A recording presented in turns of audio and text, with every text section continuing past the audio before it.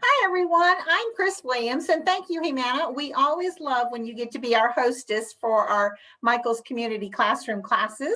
For those of you who maybe not know who I am, again, I'm Chris Williams. I'm part of our Let's Paint team here at Plaid. I've been a Plaid employee for, 22 years now. And of those 22 years, I've had the pleasure to work side by side with Donna Dewberry about 16 years. She's been at my side as I've developed all kinds of new FolkArt one-stroke programs for each and every one of you. And we are thrilled that we've been able to invite Donna to join our Let's Paint team here for Michael's Community Classrooms this year. I think this is Donna's third time to teach with us, starting in January, and then she taught in February and now in March. So we're thrilled to have Donna here with us. And I know it's a very short time to be together tonight. So if you have any questions, be sure and use the chat feature.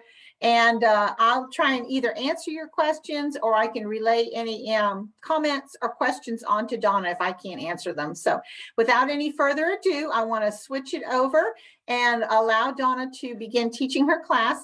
Hang around to the end, because we'll come back and I will have here our project that's going to be next Monday night's class that I can give you a little sneak preview. So hang around to the end and we'll have a sneak preview for next Monday night. So Donna, why don't you take it away? Okay, sounds good. Thank you guys for being on. It's fun to be here again and being here teaching you something that I love to do is wonderful. So what we're going to do is use my very favorite product, and that is the multi-surface paint. So Plaid's multi-surface paint was wonderful about it to me. And this is probably not the newest label, but we have wonderful labels on here. And the best part of it is, if you can see this front label, it tells you that multi-surface, FolkArt multi-surface is for multiple surfaces, just what it says. But glass, metal, ceramic, indoor, outdoor, it's got a sealer in it. You will love it. So I would like to share with you that when we're painting on this tumbler, I just want you to know that stainless steel, the paint does not adhere to stainless steel, but these are powdered baked. This one's more satin, this one's more with the gloss on it, and they have an enamel bake on it, so kind of like they do in your car. So what I want you to know is that I did paint this and I put it, I did even try it in the top rack of the dishwasher, but I just want you to know that if you hand paint, just always think hand wash.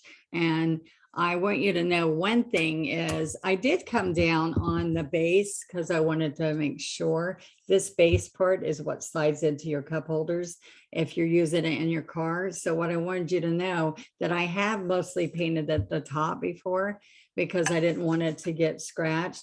And I'm not promising you, just like if you use silverware on or scrape something on your car, it's going to scrape. So what I would say to you is just, I have numerous times just came and touched up spots that got scratched if they did. And I just want you to know from shipping back and forth, I touched up a couple spots before I went on, but it's really fun and very friendly. I do paint this right on glassware all the time. We do the same thing. We bake those. These you wouldn't bake, but those you can, and just on glass. So it's really fun. I also, if you wanted to, I did paint this on a canvas. You might have seen it in the ad. And I use the same exact colors. I just laid it out so you could see it a little better. But I really want you guys to paint on the tumbler with me if you have one, or grab a piece of glass, do something fun with us today. And then come back and watch it. So you can watch it over and over when it's posted. Yes. Donna, excuse me, it's Chris. I'm going to pass along a couple questions to you. Okay. We have some students in the classroom that do not have the FolkArt multi-surface paints, and several are asking, can they use the original formula of FolkArt, the regular matte finish, on the project that you're doing tonight? Okay, so I want you to know that will not adhere. All right, so when we say it scratches, it will scratch really bad. You can put a sealer, spray sealer, but it will not do as well to spray over that. If I was putting it on a clay pot, the traditional acrylic, and you put it on a clay pot or something like that. I have sealed that many times with a brush on sealer or a spray sealer, and be sure you use the plaid ones because they adhere well with the paint. What would you tell them, Chris? No, I think you did great. I would say that if someone is painting tonight with only the original formula, why not do the canvas or do a piece of paper and do it as a test tonight until you can get the paints that will adhere to all of the surfaces. And the multi-surface, this is my go-to paint. Enamels have a shine to it. Multi-surface is more satin. So if you're a true blue glass painter, many of them still want that enamel, but you can mix the paints together, the traditional, the enamels and the multi-surface. So that part's good. I just want you to know that when I can put multi-surface paint in front of me and I can paint on any of my surfaces pretty much. If I do fabric, I have to use a medium, but I just want you to know it's really fun and easy to paint on your greeting card, your gift bag that you're going to give them, on wine glasses or whatever, and to wrap everything up and you paint it with the paint that's right in front of you. So think about that when you're painting. All right. Yeah. And then Donna, we've got more questions about baking, but let's wait until the very end. Okay. Okay. All right. So let's let Donna begin teaching, and then we'll take some of these questions about how to cure the paint to glassware after Donna teaches her tumblers. Okay, guys. All right. So this is the most asked questions is when we do a different surface. So it's good to have you ask. We appreciate that. And Chris is the go-to expert at Plaid who does all the Q&A questions. So it's awesome to have her here because she can help you a lot with that too. So I want you to see, I wanted to share with you how it pops really pretty on black, and I really loved it on the white. So and they have zillions of this, but they also, when you go in Michael's, they have the stainless steel. Please don't buy that to do your painting on, because I'm telling you, unless you coat the whole stainless steel, which will still scratch, I wouldn't do that. All right. So this has a plastic film on the bottom when I got it. And so I very carefully took that off. And before you get started, because I want the paint to go to that, not to that plastic film. It isn't just a light plastic film on the white, it's actually heavy. So it would be more secure when you put it inside a cup holder for the car. All right, so I want to go over a couple of colors here with you. So is this called 830, Chris? This paint? Yes, promo 830. This is a kit for FolkArt multi-surface paints. Okay. All right. So what's really nice about that kit is it's got all these colors that I like to use. So we're using a Cardinal red and a bright pink. And so the first thing I want to do is, if you look at this, I have a triangle of design. I've got 1, 2, 3 in a triangle. Can you see that? So I'm going to start with the pink first, and you have to have dark to see light. So I'm going to just talk the colors we're using first. And I'm using a smaller flat brush to start with. I did pull out a Filbert because those are nice sometimes to do our petals with. But what we're going to do first is right in here. So think about this. I've got one there.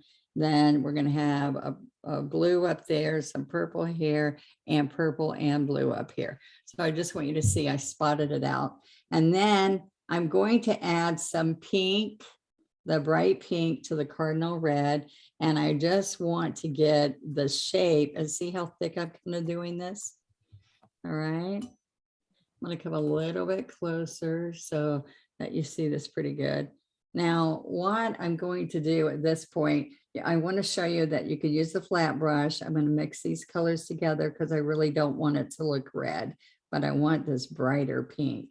And then I can start stroking here on the outside of the round area. But now look, I grab this pink and red mix, and I'm grabbing a little white, and I'm just going to come on kind of on the chisel. Okay. Get a little bit more here. And so I want, if you look at this, if you put it on the chisel, it gives you a little rounded petal. Now I'm going to do this one with this flat, and then I'm going to do the Filbert on another one so you can kind of see the difference. Okay, so we want the 5 petals. So see, I'm mixing these 2 colors together. We have a little doggy visiting us today. All right, so she likes her mommy there. Okay, 1, 2, 3. So I'm gonna layer. Can you see that I'm layering this? All right, so I go 1, 2, 3, and maybe 4. Now I'm not seeing that well, so I just get more so that we can do these streaks here. 1, 2, 3, and see how I'm coming out on the outer edge a little bit. So they have just little bits here and there. And I'm working on, like I was saying, I'm working on the chisel. We'll make some nice petals this way. Now, look at what I'm doing here. I'm coming on the outside edge of the puddle to get more paint. All right. And then when you stroke, you put pressure, pull, pressure, pull. Okay. So it's very simple little strokes. And I think I'll have time to work on the canvas also, so you can even see a closer view of that. We'll see how we go here. All right, so there's our pink, and I will come in and put some little dots in the center with the bright green. All right, so let's move over and we're gonna pick up and use the Filbert now. All right, so this is a medium Filbert, and this is gonna be blue, but I did come in here with some of the Perfect Purple in here, and the blue is called Look at Me Blue. All right, so the purple, Perfect Purple gives a little bit darker color. And see, as you're dabbing this on, what I want you to think about is the thicker the paint, the better it adheres, as far as if it ends up where you're worried about it scratching. Just make sure you don't do a really thin coat. It's better with a heavier coat. Okay. So some artists that do glass tell me they like to do 2 coats. I like to just put enough paint on in the beginning. There we go. All right. So that's the Filbert. We've got to round it. It's already rounded for you. And now I can still, if I take this blue and grab some white, this is Wicker white, I can do little chisel on the edge instead of the flat. All right, so look at this. I'm on the edge. All right, but if I come in here and I put Look at Me Blue and then grab white on the other side, I can also come in here and just do the rounded flat part of the Filbert. 1, 2, 3, 4. And we're just going to layer from the top down. All right, so right in here, you can see I need some brighter blue. So this is the word I like to use. I'm alternating the colors. So I can use the Perfect Purple, pick up, so I'm multi-loading the brush, picking up Look at Me Blue and some Wicker white. And the best part of this is you can just wipe off anything you don't like. That's why I like glass. We don't have to base coat. All right, so these are fun gifts and fun little projects to do. No matter what surface, there's multiple surfaces right there. Like I went and bought the Easter eggs today. So you can put all the little designs that we're showing you right on those little eggs. All right, and they're already pretty base coated pearls in different colors. Okay, so do you see, I don't want it to be solid like this. I want it to be in and out like that. It just looks a little bit more natural, okay? So I'm going to come in back to the chisel on this outside edge. All right, so even some little pink in here. See how pretty that little bit of pink made it? And then we're going to put a little bit of the bright green in here. Okay, so far that's pretty easy. You seeing that it's not a difficult path use whichever brush that you decide you're going to use. But I'm going to come back in here, and what I did is I just did less. Now, so I want you to think about doing this. I want you to think about, let's come in here and leave spots where you can see through, where you can see light. That's what I like to call it, where it's not super solid. Just a little bit. All right, and then we'll put some green in between it. But now I'm going to take this color. This is mostly purple. Remember, I've got more blue up there, pink and purples. All right, this is perfect purple with a little bit of white. And I'm going to come in here with the Filbert flat rounded tip. All right, and we just put a few of those in here.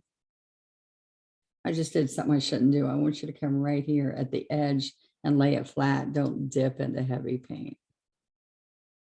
Okay, because that helps you blend nice too. Okay, so see how I'm going to leave those little spots open? I can also come in here and add a little bit more purple. All right, so see that color to me, it looks like I could use some more white. So I'm going to put Wicker white. And after it's set for a few minutes, I can come back in here and add a little bit more layers of petals, white right in here. But you might want to put more pink on it to see how that really helps. Okay. All right. Now, so we're just getting color. Oh, Donna, yes. before you go on to leaves and other things, can you do one more hydrangea flower? Are you still planning on trying to maybe show on the canvas too? I am. I'm going to do that next. Okay, yeah. That would be great because we've got a couple folks that would like to see more slowly. If you could just show the stroke work of the petals. Okay, absolutely. All Thank right. you. So I'm going to pick up with a nice flat brush. This looks like the size of like a 16. So whatever flat brushes you have, I want you to see that I'm going to lead with a darker color, and I'm going to put nice little stems on here. All right. And when you're on the smooth enamel, you're going to go slower. Okay. And now watch what happens. I'm going to touch here, put pressure and lift. Just watch me show you how to do this, and we'll go right onto the canvas. Okay. And I want you to see that I did put a few here, and I can use, see, that's getting really thin. So if I pick up my smaller flat brush and I just lay more paint on here, because usually, I want to show you something. Usually I stand the brush straight up like this, up on the chisel, put pressure and lift. But then that takes it off. Like if I'm working on mailboxes or something where there's metal, what you need to do is lay the paint so it gets a heavier coat. All right. And then you'll have a better success with it not scratching. There you go.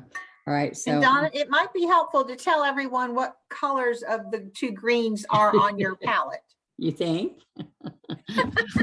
All right. So I got carried away here. I've got, this is lime green. So we have lime green and we have classic green. All right. Lime green and classic green. And I want you to see that I did bring a round brush just to show you. And I'm going to do all this over on the canvas so you'll feel more comfortable because you can see it better. All right. So I'm curving and doing a few commas in there. All right. Because I want it to spread out a little bit more. Now watch this though. You can push down a round brush. You're off screen a little bit, Donna. Thank you. Uh-huh. I'm going to grab, just like we did, where we put light green and dark green, like just like the Filbert. But I want you to see that you can push down this round brush and then let it stand up, and you get a nice little leaf also. All right. Now, what I'm going to do is come right here and see, I need to go slow. That's what I was telling you right in here. Now you want these little stems. That does not work as well. My go-to favorite brush is a flat brush because I like to use the chisel of it. Donna, I've got a question for you. Okay. It looks like you're putting your paint on kind of thick, and the question is, how long does it take to dry?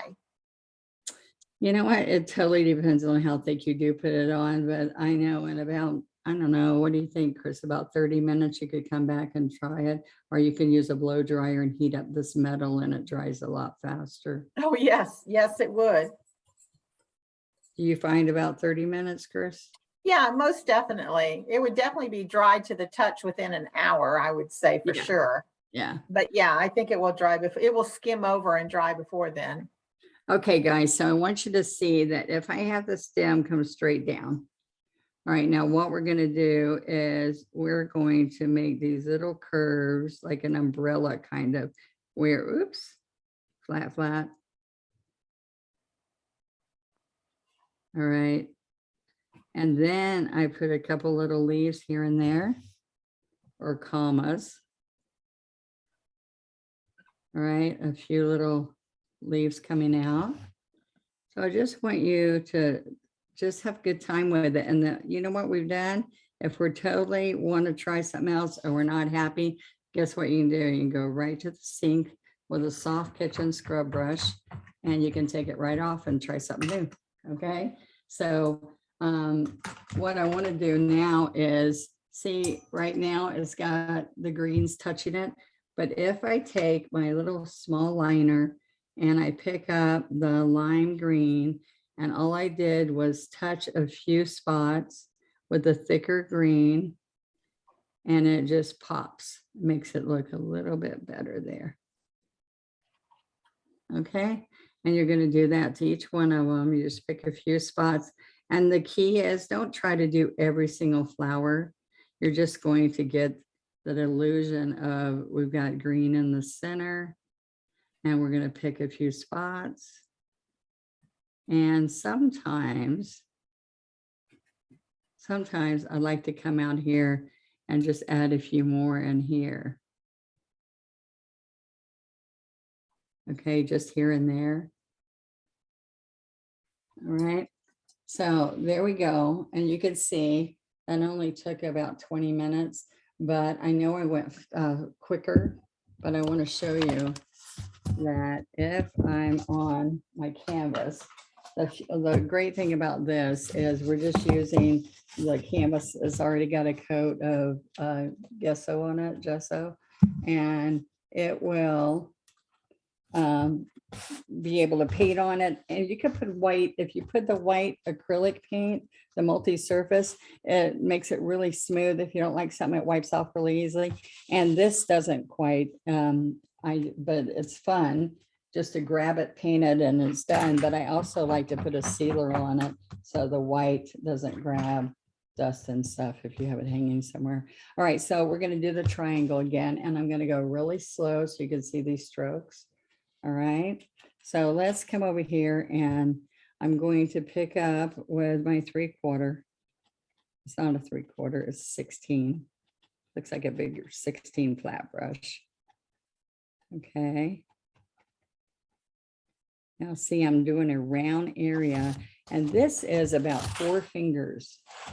4 fingers around for this hydrangea. Okay, this is Look at Me Blue.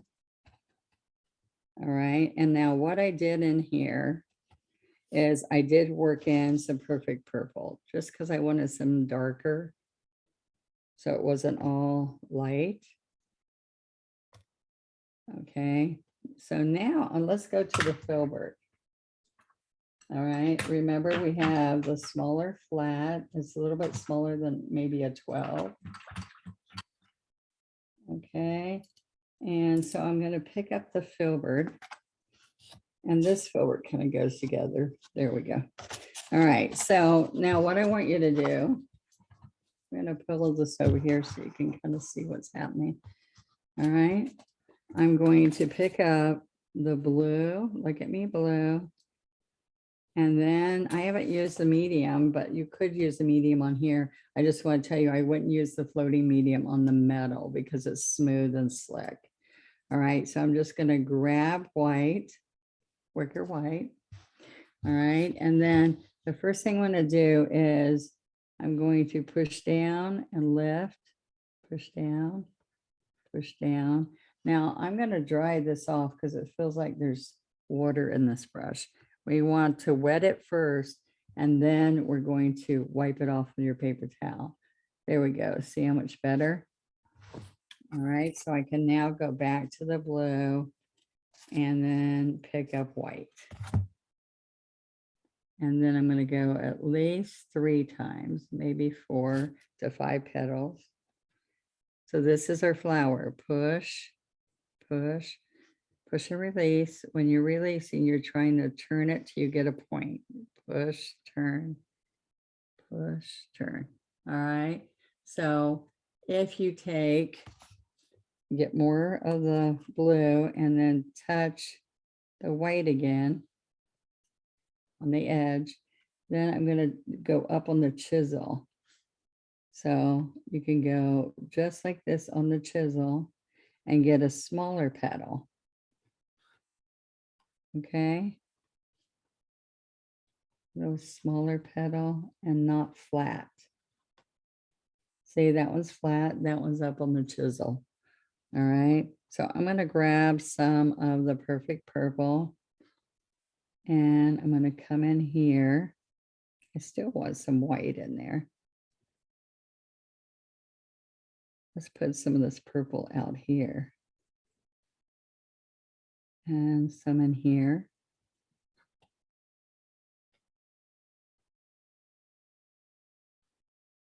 Can y'all see that? All right.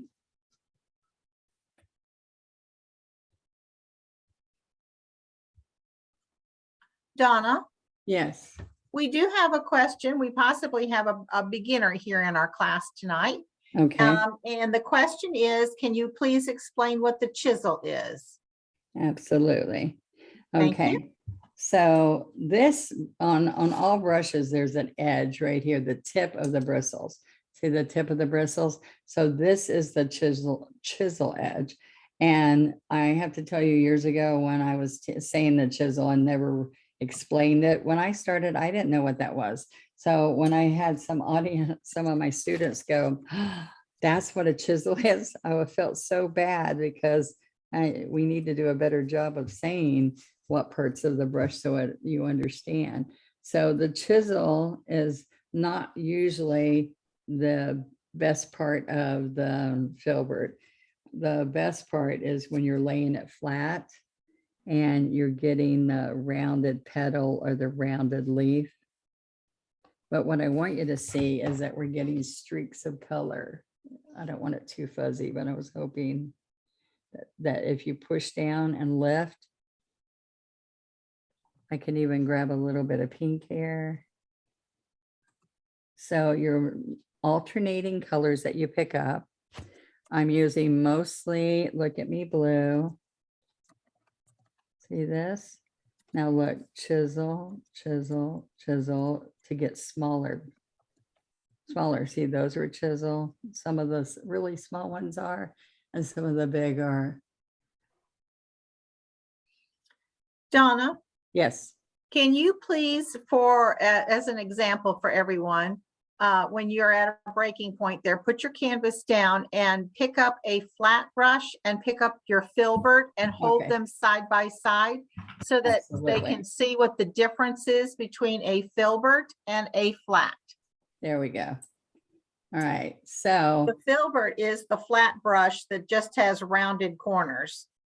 and one stroke painting, almost, I would think 80% of the time, I will be using one of the flat, and I have from a 2 to a 1.5 inch flat, and I multi-load, double load or multi-load with the flat brushes. But I'm trying to teach more with the round, because there's benefits of other brushes. So when I'm using a round brush, I'm loading it like I load the Filbert. And this brush, the MI double loader that I use, I can split the two colors and have half and half with my double loader.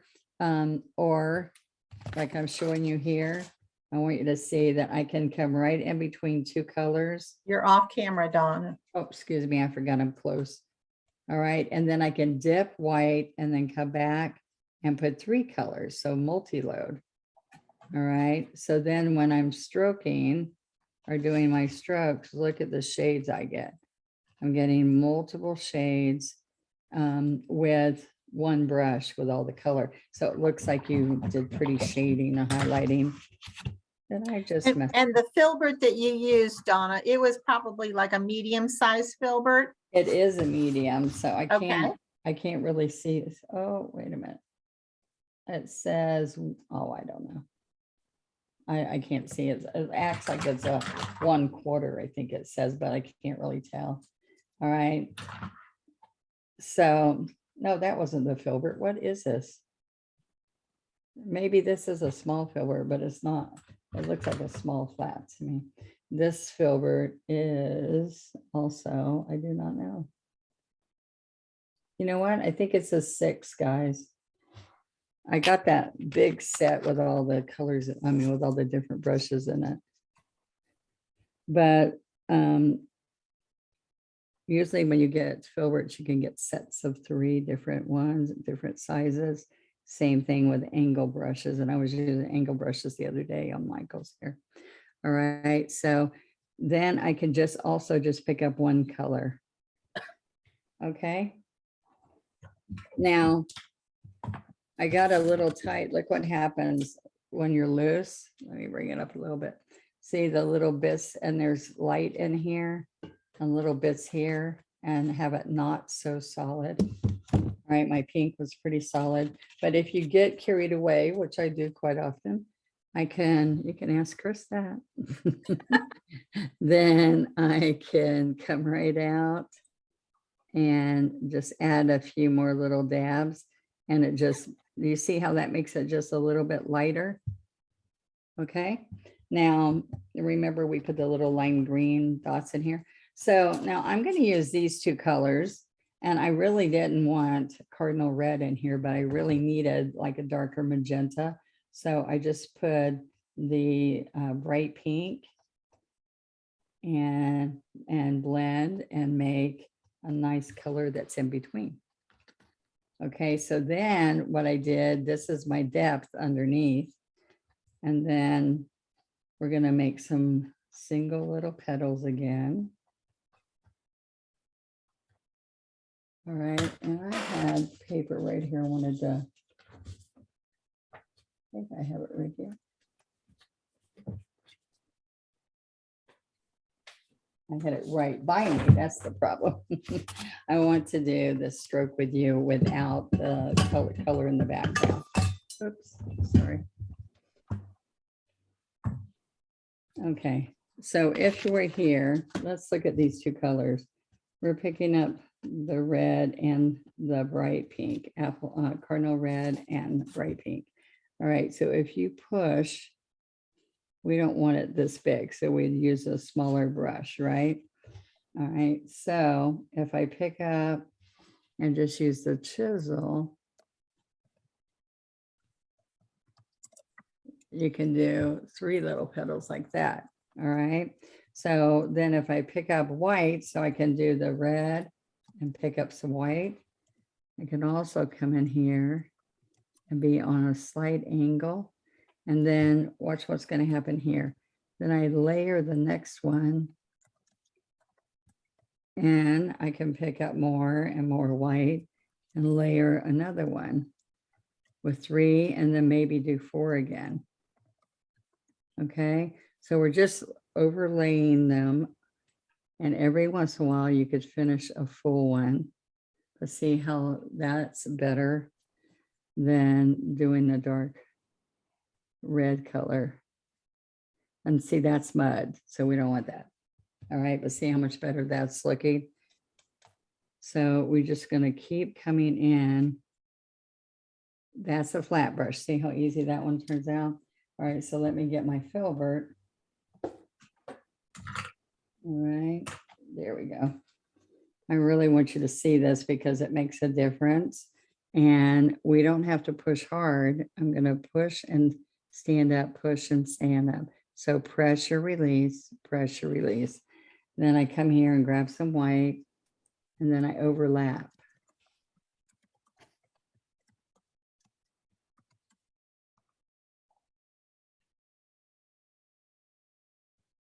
We just keep layering that, okay?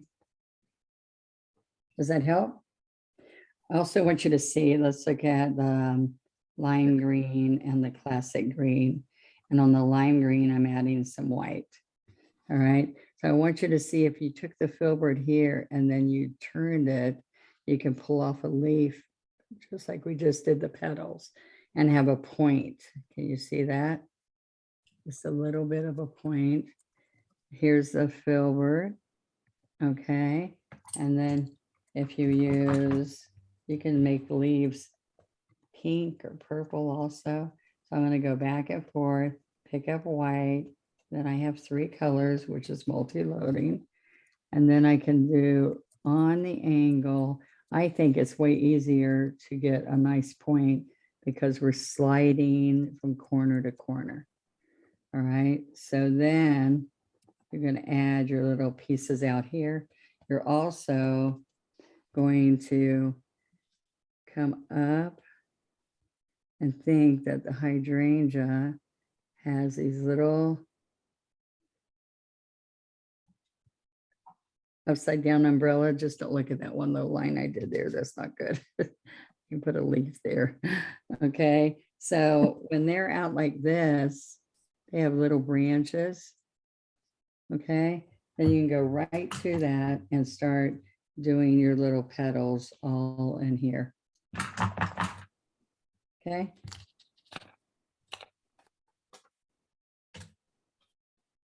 I think that was helpful. Thank you, Donna. Thank you. Okay, so let's go to here. So it's when we're on top of the dark, I don't think you see as much as we want you to see, but here's the bright pink and some Wicker white. Now look what happens if I use this.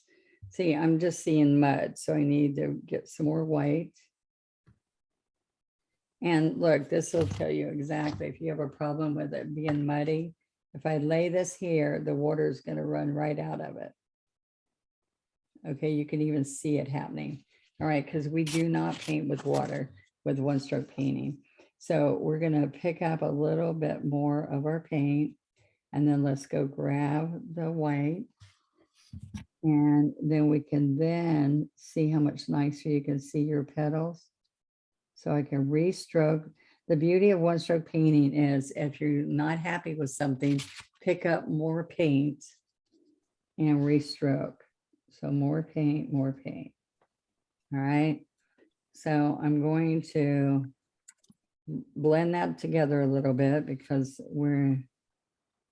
I use magenta a lot, but these colors, we need red in this set. So this is what made it work for us. Okay. So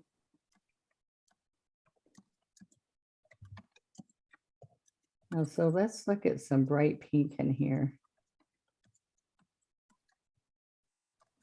All right, now this is the best time for you to ask all your questions because you've got 2 ladies that know what they're doing with one stroke painting right here. All right, and who know all the product that will make your painting adventure even better. All right, Well, so I did have a pattern in this, didn't I, Chris, on this one? And yes, you did. But now the way you're teaching it, you're showing very much that you don't need a pattern. I know, but there's some people that really enjoy a pattern. So for this one and for Wednesday's basket, I did put a pattern just so you feel comfortable with the basket part.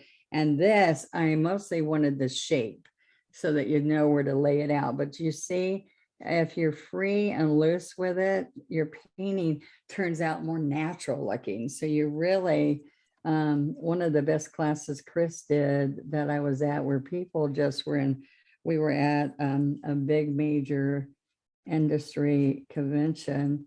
And at that one, she did these loose hydrangeas, a lot like this, and people were loving it. And everybody's looked different. That's the key. And they just had a good time. And they felt successful, even if it wasn't like Donna Dewberry, Donna Dewberry.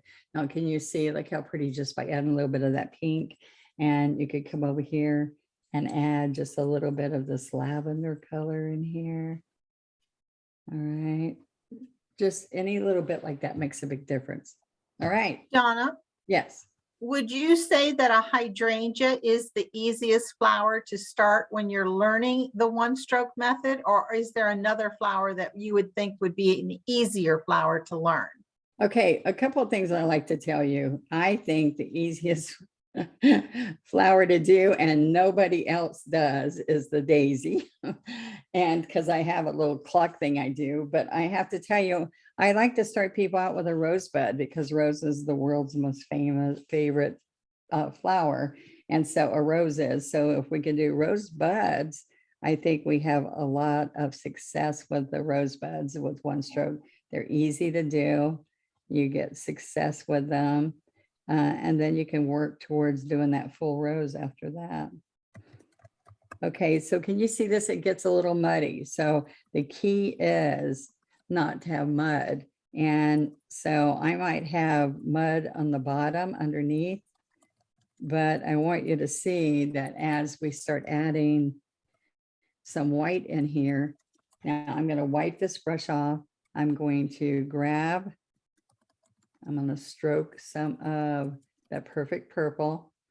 And then, and it's also more muted. It's not like dioxazine purple. It's a muted purple. So then if I pick up white, all right, now see this one I'm saying, see that's bright, even though the Cardinal red made it muted underneath. Now see how muted that is?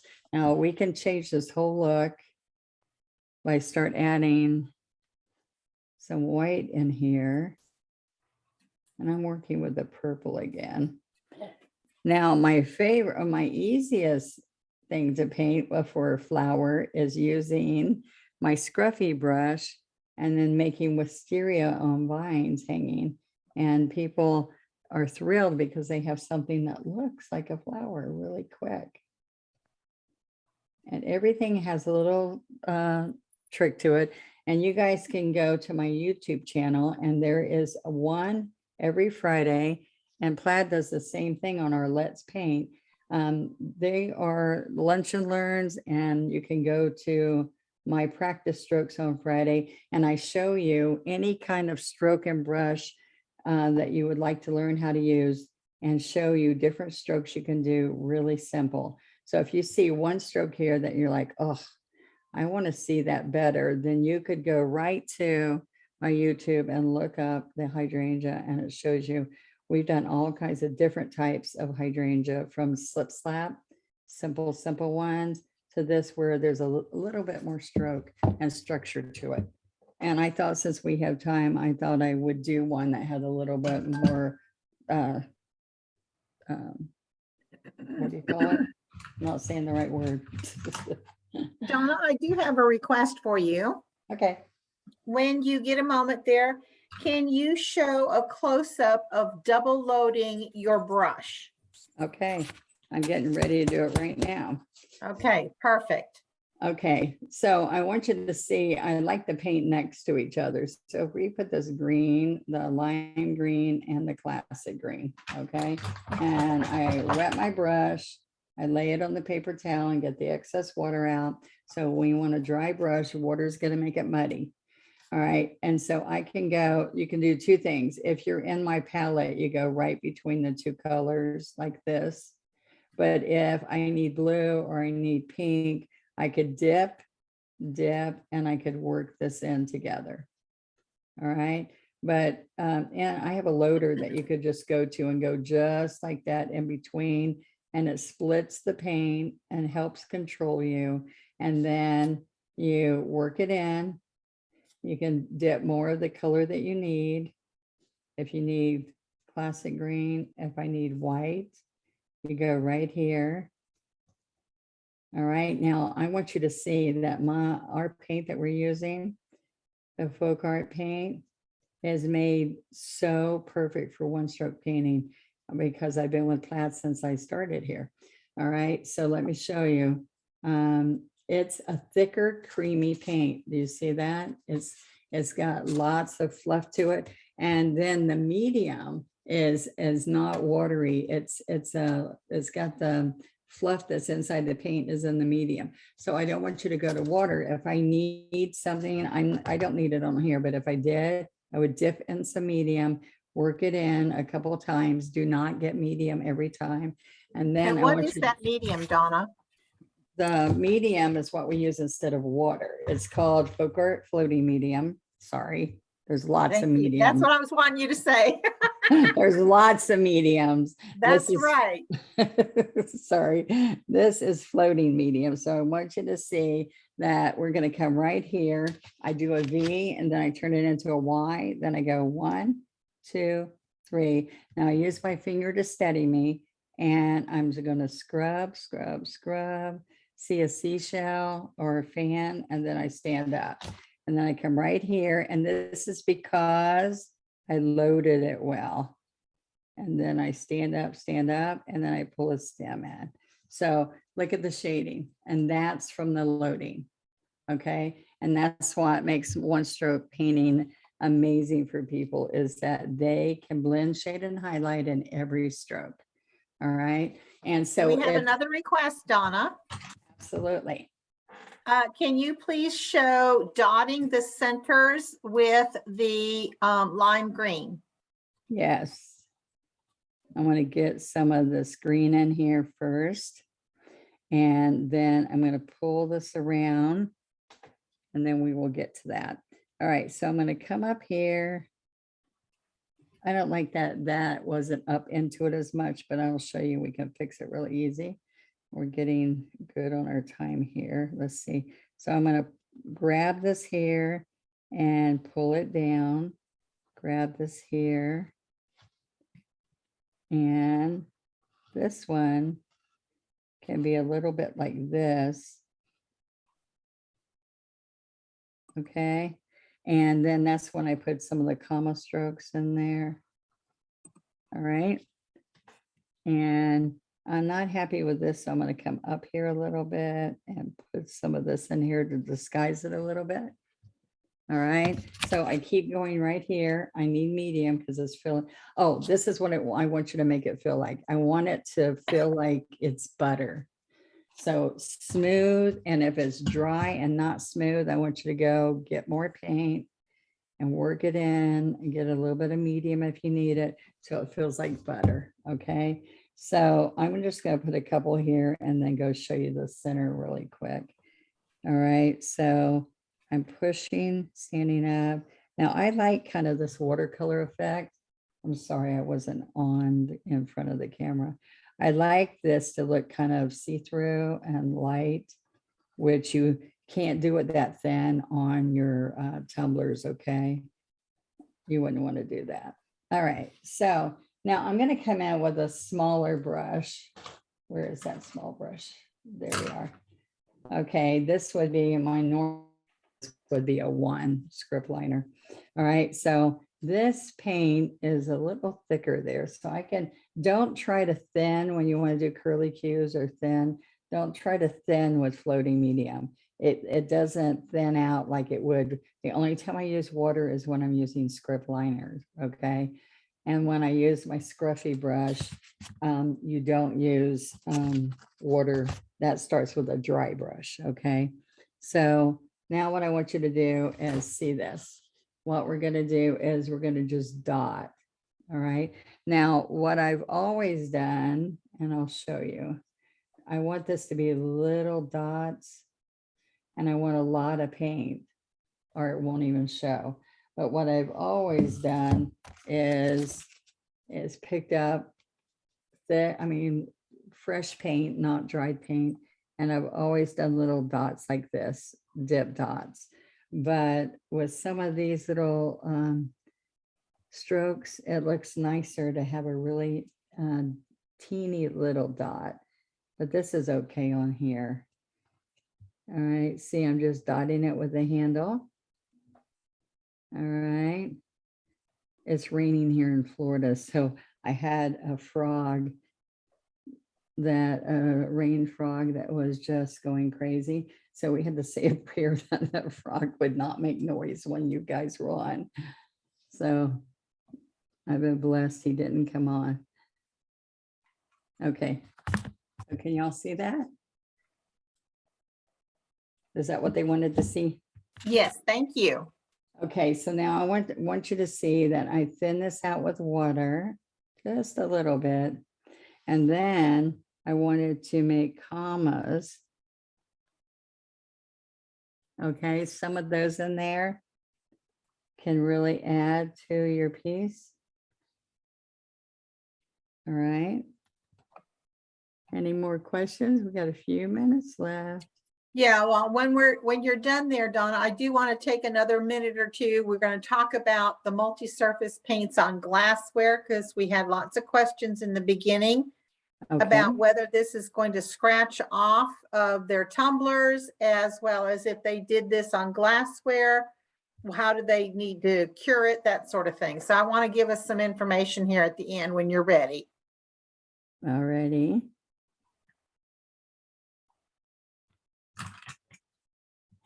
So I have my project for Wednesday. I'd like to show that too, right before you show next week's. Mm-hmm. All right, like little teeny leaves. And I want you to see that we can just come in here and do some pink leaves. Look at this. You see how pretty by just taking the green brush. This is a lime green. And then I can come in here and put a few little, just make it yours, guys. Add a little bit of color here and there. And this actually, you saw how pretty it all looks on black. You could do a black background. And you can go ahead, Chris, and let's talk about the glass. Oh, okay. I thought you were going to do it. Okay, you want me to do it? Well, you can give some notes. I'll jump in if I want Okay. to. All right, so in the beginning, several folks were asking, we are working with the Promo 830, which is the FolkArt multi-surface kit. FolkArt multi-surface paints, as Donna mentioned in the beginning, maybe perhaps you joined in after and maybe missed this. It's a paint formula that is made that can go on wood, on tin, on glass, on glazed ceramics, on paper mache, note cards, artist canvas, wood, so many different types of surfaces, including terracotta even. If you are painting on a very sealed surface like a glass, excuse me, or a glazed ceramics, you must bake to cure the paint so that it will then be permanent and dishwasher safe. There's no other way to make the paints cure on glass and glazed ceramics. It must be baked. And to bake that glassware, once you have painted your design, again, it's FolkArt multi-surface paints that we're talking about. Once you've painted your glassware, let's say you did a gorgeous wine stem or a tumbler or something, you would let it dry completely for 24 hours. So just set it aside. And we're not saying if you paint it in the afternoon, you're ready to deal with it the next morning. It has to be a full 24 hours of air cure time. Dry time. Once it's cooked, those paints to that glass or glazed ceramics. And what you're going to do is set it in a cold oven. Set the temperature of the oven to 350 degrees. Set your timer to 30 minutes. 30 minutes later, you're going to turn the oven off, but do not open up the oven door. The oven door must stay closed with that painted glassware inside. In other words, the oven has to heat up along with your painted glassware, as well as cool down with the glassware. Once the oven is completely cool, then you can open up your oven door and remove your painted glassware. We do suggest that you wait 72 hours after baking it before you begin to wash it. And I always say, I'm an artist, been for many, many years. If I have hand painted something, I'm going to hand wash it. So you must then, just to help further the care of your painted piece, hand wash it. Do not allow it to soak in a tub of water. Do not microwave the painted glassware. And also do not, you did the sides of a baked casserole dish. It's more for decorative purposes. So going back to our tumblers of this evening, the one surface that the FolkArt multi-surface paints do not cure to is stainless steel, like the Yeti cups and like these cups tonight. These are powder coated stainless steel. They may stay, your decorative painting may stay for a little while. If you do hand wash it, you cannot bake these because you don't want to put this in the oven. But so it just really, you need to be very, very gentle with your tumblers that you've painted tonight.